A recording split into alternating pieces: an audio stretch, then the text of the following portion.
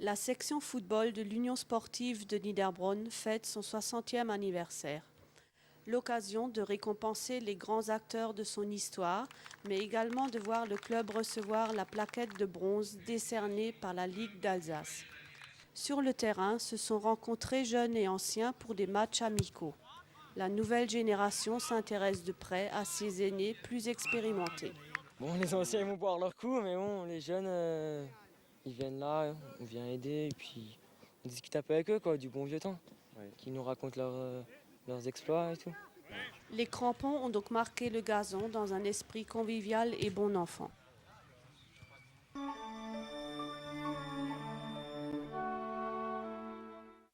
Jour solennel pour le club vosgien d'Oberbrunn. On y fête cette année un grand anniversaire. L'occasion de faire un beau cadeau à la population. Donc nous sommes là aujourd'hui en ce 20 août 2000 pour commémorer justement l'anniversaire du club vosgien d'Oberbrunn qui a été créé en 1950 et pour justement rendre hommage à ces pionniers du club vosgien qui ont fait qu'en 50 ans il est toujours là. Nous avons voulu inaugurer un sentier qui justement porte le nom de 50e anniversaire. Sentier du 50e anniversaire. Et par là même nous allons inaugurer un banc qui a été financé par la Fondation d'entreprise Gaz de France qui, en partenariat avec le club vosgien, fait de ce genre d'action. Après la cérémonie officielle et la coupe du traditionnel ruban tricolore, on peut se rendre au Daumen pour une fête champêtre.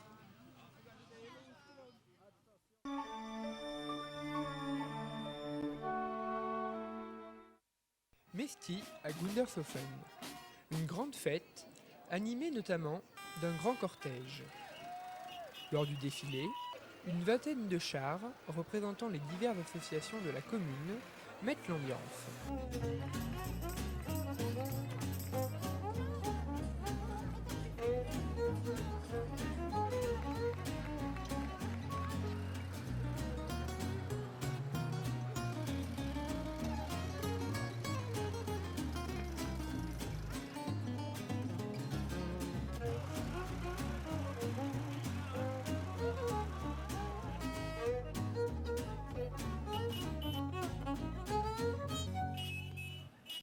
Cette manifestation, qui se déroule sur 4 jours, est organisée par l'Amicale des sapeurs-pompiers. Elle est aussi l'occasion de s'amuser entre amis grâce à la fête foraine. Installée face à la salle polyvalente, toutes les ambiances se côtoient.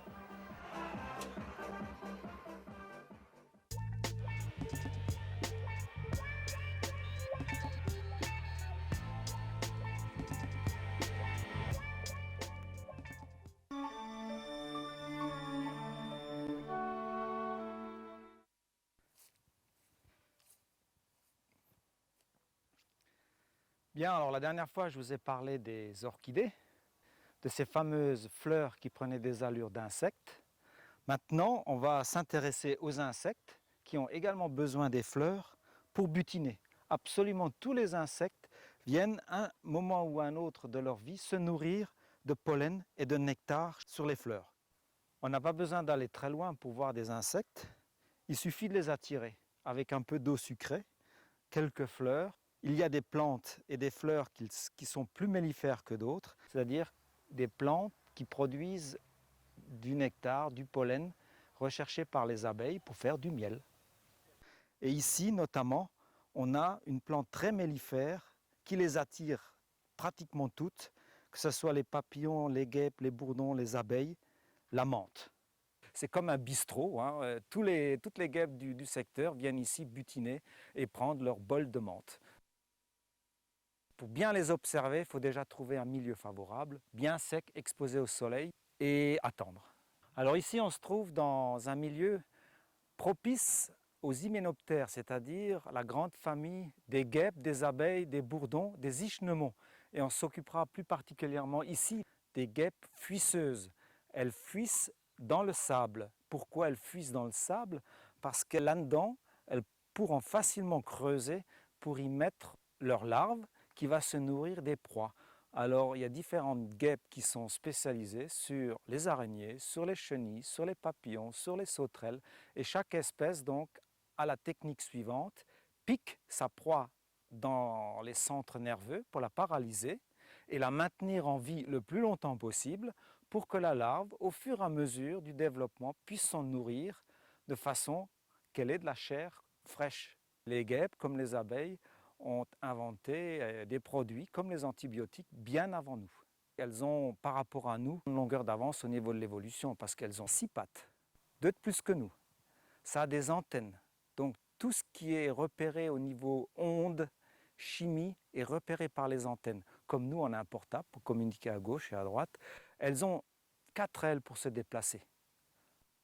2 yeux pour voir de près, que tout le monde connaît, les 2 globes sur les yeux, mais elles ont également 3 yeux derrière la tête pour la vision périphérique quand elles volent. Elles ont d'autre part un moyen de défense chimique avec le dard, qui fait qu'avec cette chimie-là, ce venin, personne ne va les embêter très longtemps. La piqûre la plus dangereuse, j'allais dire, c'est la plus petite guêpe qu'il a. C'est une guêpe qui ne fait pas plus que 3 mm, la mutile, de la famille des mutiles. Elle a un très long dard et très venimeux. Et elle vit dans le sable, c'est une guêpe parasite. Elle parasite d'autres espèces de guêpes.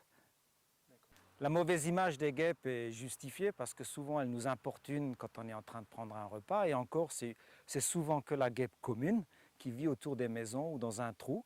Alors que la plupart des autres guêpes, il en existe une bonne centaine que j'ai recensées ici sur ce talus, qui nous importunent jamais. Bien sûr, elles ont un dard aussi, mais en général, si on ne les embête pas, si on ne va pas leur marcher dessus ou les prendre dans la main, elles nous piqueront pratiquement jamais. Ça fait 2 ans que ici je fais des recensements de guêpes et jamais je n'ai été piqué, pourtant je les photographie à 3 cm. Les guêpes font partie de la nature, font partie de la symbiose. J'allais dire, il y a des guêpes, les cerceris par exemple, qui sont spécialisées uniquement sur les charançons. Et la forêt, nous savons que souvent on utilise des procédés chimiques, nous, pour les combattre, alors que beaucoup de guêpes de cette espèce suffisent à anéantir les charançons et les chenilles d'une parcelle de forêt.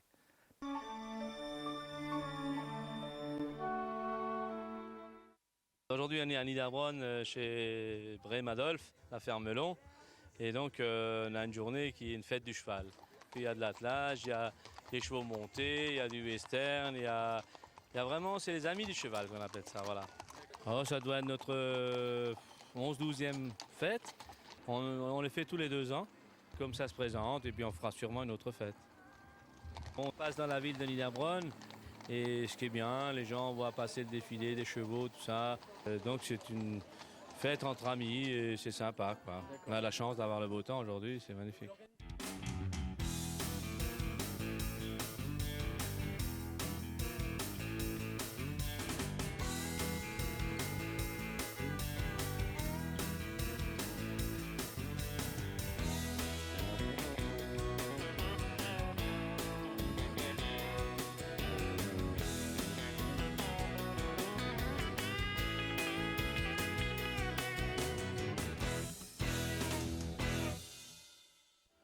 Bon, disons l'organisation, donc on a un club, bon, on doit être combien 20 personnes à monter tout ça, quoi. Comme je disais, là, on a aujourd'hui la chance d'avoir le beau temps parce que tout le monde avait dit aujourd'hui il allait pleuvoir, donc ça va, quoi.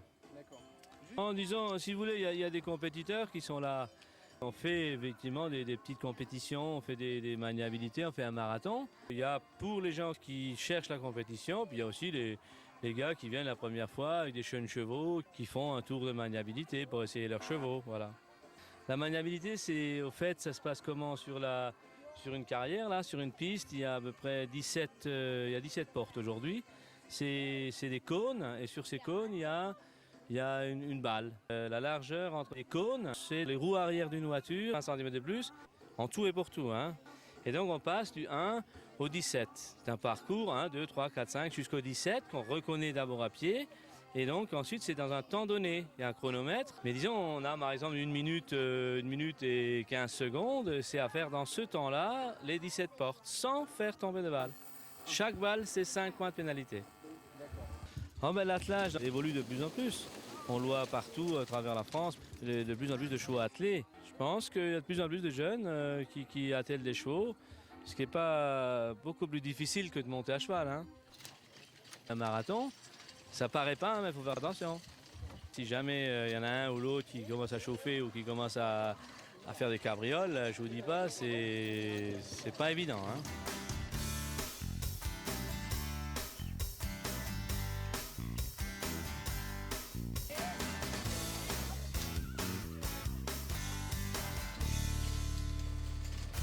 Puis le western, ils sont les bienvenus aussi, hein, les cavaliers de passage. C'est comme je vous disais, c'est les amis du cheval. Hein.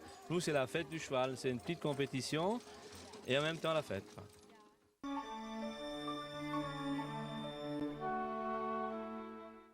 ne faut pas considérer seulement la peinture comme un passe-temps. La peinture, c'est un art difficile, en fin de compte. Souvent, les gens ils disent « Ah, mais moi, je vais peindre quand je vais prendre la retraite. » Mais bon, on peut éventuellement pour passer le temps. Mais moi, je cherche plutôt à me perfectionner et à avoir des tableaux de plus en plus élaborés, peut-être, ou épurés. Dans un sens, il faut qu'ils soient de plus en plus sobres pour arriver vraiment à la ligne, disons, presque parfaite. Mais c'est un long chemin. C'est-à-dire, il faut travailler longtemps. Bon, l'aquarelle, c'est la peinture à l'eau, hein, donc c'est une peinture qui est faite surtout pas mal pour travailler sur le site, puisqu'elle est quand même, c'est un procédé assez rapide dans l'ensemble, quoique on peut travailler une aquarelle de manière très poussée aussi.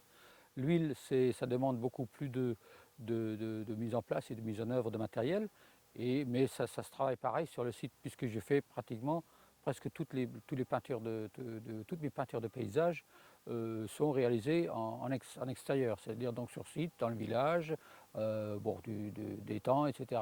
Une peinture dans la journée, c'est réalisable. Il y a déjà un cadrage, il y a le cadrage du sujet, ce qu'on veut prendre. On ne veut pas forcément avoir le maximum de détails sur un tableau. Souvent, c'est intéressant de cadrer une partie d'un paysage panoramique. Une photo, ça donne un panorama, c'est toujours joli, mais en tableau, c'est rarement joli. Il faut prendre des détails, composer avec ces détails, essayer de supprimer certains obstacles qui éventuellement se présentent, recomposer très légèrement, c'est-à-dire de manière à le rendre équilibré en masse et éventuellement amener quelques couleurs différentes dans l'œuvre pour vraiment obtenir une harmonie parfaite. Quoi. Parfaite dans le sens, bon, c'est jamais parfait. Mais il y a des peintres qui l'ont obtenu, enfin, et encore, ils n'étaient jamais contents. Hein. En général, même si on travaille 20 ans ou 30 ans, en général, on a toujours à apprendre et puis on arrive toujours à s'améliorer. C'est ce que j'ai constaté au cours de mes 20 dernières années. Quoi.